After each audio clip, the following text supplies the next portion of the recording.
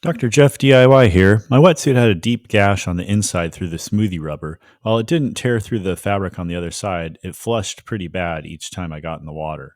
Because it's smoothie rubber, you have to rough it up to get any adhesive wetsuit repair to stick. This is how it looked when I was done. Got to make a periphery border wide enough to account for the patch. Here's the product I'm going to use, Neo Rez. There's the instructions. You can put in slow-mo or pause if you want to read those. I found out that my Neo Rez was a bit old. I hadn't used it in a couple years, but I wanted to see if it would still work because I had it around and didn't want to make a trip to the store.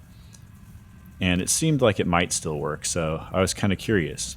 So you put the Neo Rez in the little gash, and then you put a piece of t-shirt cotton in there, and you got to saturate it. So I'm trying to push the product into the t-shirt. If it was fresher, it would have gone in much easier. Here's how it looked when I was done with that stage. Now I'm just going to rough up the edges again to make sure my patch will adhere. Here's the t-shirt patch I'm going to use.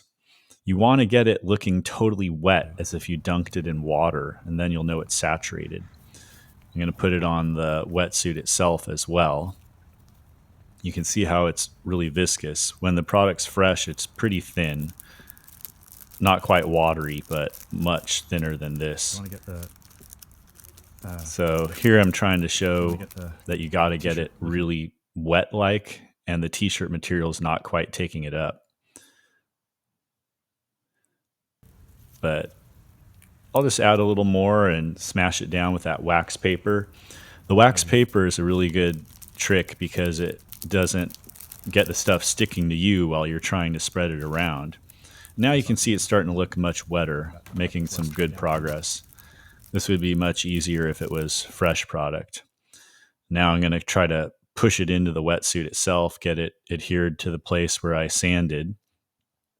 And now I'm going to put the patch on. One thing I didn't account for is once you get the fabric full of the product, it kind of stretches out more. So you probably want to cut it down a little smaller than you think you need because it's going to stretch. And this might have been part of my problem later because I think it stretched beyond the area where I sanded the smoothie rubber. And this is how it ended up looking in the end. Oh well, we'll see if it works anyway. Here's a little stretch test I saw people do in some other videos, so there you have it. Looks like it's okay from that angle. But in reality, I'm going to go surfing and I'm riding my bike to the beach too, so it's putting a lot more stress on it while I'm sitting on the bike seat. You can see a little bit of peeling up here after the first session on the edges. That's probably the area where I didn't quite sand it down, and I was just showing how when I got the fabric wet, it stretched out further than I had planned for. So this periphery was probably wider than what I actually had prepped. Now I'm just kind of taking off the excess so it doesn't have as much to grip onto. And that's kind of how it looks. Here's the second session doing the same thing. Worked better with scissors than the razor.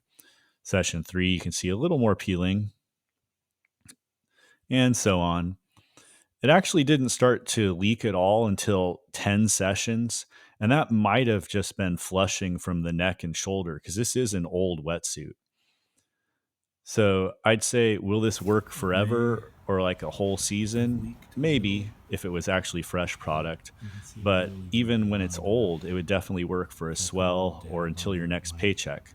So I definitely would say this is a good product.